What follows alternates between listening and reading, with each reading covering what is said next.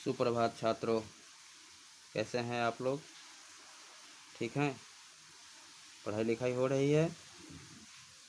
चलिए ठीक है। देखिए, आज हम लोग बात करेंगे क्लास 10th हिंदी क्षितिज अध्याय 1 पद, जिसमें कि 4 अवतरण पढ़ना था हम लोग को। मैंने 2 अवतरण इसके प्रीवियस वीडियो में पढ़ा दिया है और उसका अर्थ भी दिखा दिया है। अब आप लोगों को आज इस वीडियो में मैं अवतरण 3 और अवतरण 4 दिखा रहा हूँ। ठीक है, पहले मैं पंक्तिबद्ध तरीके से आपको पाठ्य पुस्तक में दिखा देता हूँ, जिससे कि आप लोगों को अर्थ देखने में, पढ़ने में कुछ आसानी होगा। ठीक है, देखिए पाठ्य पुस्तक में देखते हैं। पहले साधारण शब्दों में समझ लेते हैं। हमारे हरी, हारिल की लकड़ी। हारिल एक पक्षी का नाम है जो किसी लकड़ी को जब पकड़ता है अपने पंजों से तो एकदम जकड़ लेता है, जैसे कि वो उसको लगता है कि अगर हम लोग अपना शक्ति प्रयोग नहीं करेंगे तो ये लकड़ी छूट जाएगी। ठीक उसी प्रकार गोपियाँ भी कृष्ण के लिए समझती है। वह अर्थात गोपियाँ कृष्ण को एकदम लकड़ी, कठोर लकड़ी की तरफ पकड़ना चाहती है, अर्थात उन्हें छोड़ना नहीं चाहती है। तो गोपियाँ उद्धव से कहती है कि हमारे जो कृष्ण है वो हारिल की लकड़ी के समान है, अर्थात हम लोगों ने उनको अपने हृदय रूपी पंजे से जकड़ रखा है। मन क्रम वचन नंद नंदन उर यह दृढ़ करी पकड़ी। मन से, क्रम से, वचन से नंद के जो नंदन है अर्थात जो कृष्ण है उनके हृदय में हम लोग एकदम निवास करते हैं, और हम लोगों का उनके प्रति जो प्रेम है वह अत्यंत दृढ़ है, प्रतिज्ञ है। जागत सोवत स्वप्न दिवस निशी। जागते सोते सपने में, दिन में, रात में हम लोग कान्हा कान्हा ही जपते रहते हैं, रट लगाए रहते हैं।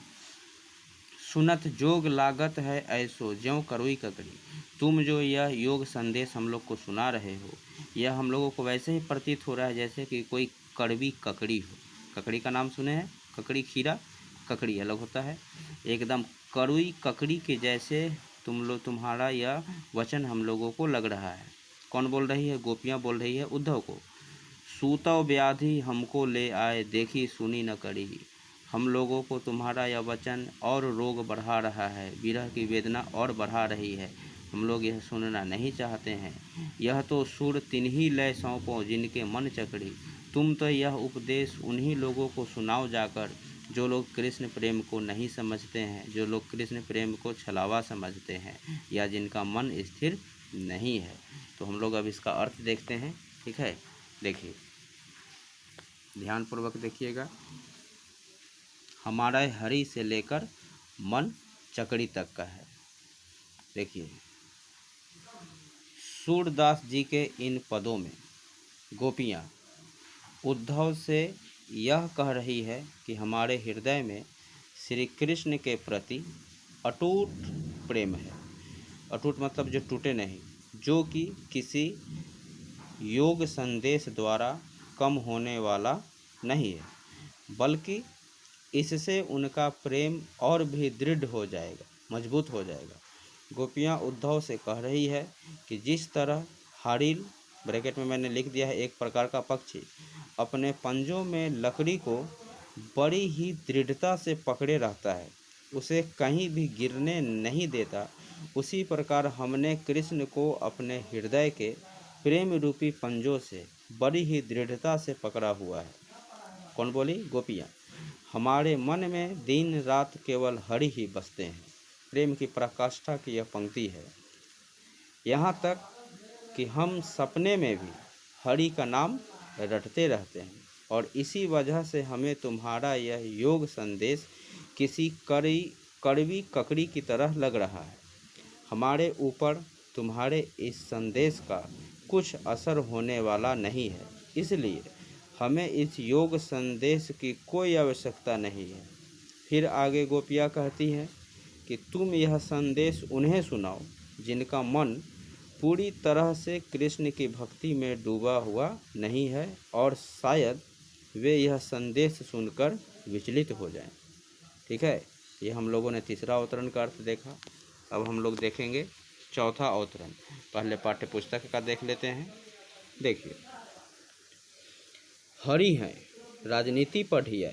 गोपियाँ उद्धव को कहती हैं कि कृष्ण जो हैं वह अब राजनीतिज्ञ हो गए, ठीक है, राजनीति पढ़ लिए हैं। समुझी बात कहत मधुकर के समाचार सब पाए। मधुकर का अर्थ यहाँ पर उद्धव के लिए है कि तुम जो उनका संदेश लेकर आए हो, हम लोगों को समझाने आए हो, उन्होंने तुम्हें सिखा दिया और तुम आकर हम लोगों को सुना रहे हो, उनका समाचार बता रहे हो। एक अति चतुर होते पहले ही, एक तो वो पहले से ही चतुर थे। यहाँ पर दोनों के लिए अर्थ है, कृष्ण के लिए भी और उद्धव के लिए भी। एक हति चतुर होते पहले ही अब गुरु ग्रंथ पढ़ाए, मतलब एक तो पहले से ही वो चतुर थे, अब वह गुरु ग्रंथ पढ़ा रहे हैं। बड़ी बुद्धि जानी जो उनकी योग संदेश पठाए, उनका बुद्धि कुछ ज़्यादा ही चलने लगा जो कि तुमसे योग संदेश पठाए, मतलब भेजे हैं। उद्धव भले लोग आगे के परहित डोलत धाए, अब अपने मन फेर पई है चलहूँ तुझे होते चुराए। ठीक है, तो देखिए ये पाठ्य पुस्तक की जो यह जो पंक्ति है, इन पंक्तियों का अर्थ भी मैं आप लोगों को दिखा देता हूँ, आप लोग ध्यानपूर्वक लिख लीजिएगा। ठीक है, देखिए प्रस्तुत पद में सूरदास जी ने हमें यह बताने का प्रयास किया है कि किस प्रकार गोपियाँ श्री कृष्ण के वियोग में खुद को दिलासा दे रही है। सूरदास गोपियों के माध्यम से कह रहे हैं कि श्री कृष्ण ने राजनीति का पाठ पढ़ लिया है, जो कि मधुकर मतलब उद्धव के द्वारा सब समाचार प्राप्त कर लेते हैं और उन्हीं को माध्यम बनाकर संदेश भी भेज देते हैं। यहाँ पर किसकी चतुराई प्रकट हो रही है? कृष्ण की। किसके द्वारा? उद्धव के द्वारा। उद्धव जिसे यहाँ भौंरा कहकर दर्शाया गया है, वह तो पहले से ही चालाक है, परंतु श्री कृष्ण के राजनीति का पाठ पढ़ाने से अब वह और भी चतुर हो गया है। देखिए किसके लिए कहा जा रहा है यहाँ पर, क्लियर है? मधुकर के लिए अर्थात उद्धव के लिए। और हमें अपने छल कपट के माध्यम से बड़ी चतुराई के साथ श्री कृष्ण का योग संदेश दे रहा है।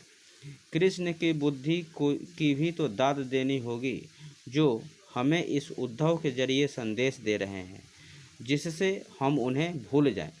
ऐसा तो कतई नहीं होगा, लेकिन इससे हमारा मन तो हमें वापस मिल जाएगा। तो कि श्री कृष्ण यहाँ से जाते समय चुरा कर ले गए थे, जो श्री कृष्ण यहाँ से जाते समय चुरा कर ले गए थे। किस चीज़ को? मन को। उनके अनुसार बड़े लोग तो हमेशा दूसरों की भलाई के लिए परिश्रम करते हैं, पर गोपियों को यह बात समझ में नहीं आ रही है कि जो श्री कृष्ण दूसरों को न्याय का पाठ पढ़ाते हैं, वे स्वयं उनके साथ इतना बड़ा अन्याय कैसे कर सकते हैं। गोपियाँ कहती हैं कि किसी भी राजा का परम कर्तव्य यही होता है कि वह अपनी प्रजा के सुख दुख का ख्याल रखे, परंतु यहाँ तो कृष्ण स्वयं ही उन्हें दुख दे रहे हैं। उन्हें अपना कर्तव्य निभाना चाहिए और गोपियों के समक्ष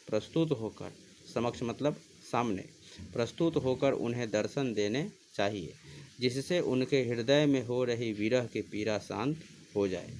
तो यहाँ पर हम लोगों का क्लास 10th का चैप्टर 1 पद भाग का पहला अध्याय समाप्त हो रहा है। ठीक है, अब हम लोग इसका प्रश्नोत्तर नेक्स्ट वीडियो में देखेंगे। आज के लिए इतना ही, मिलते हैं फिर नेक्स्ट वीडियो में। धन्यवाद।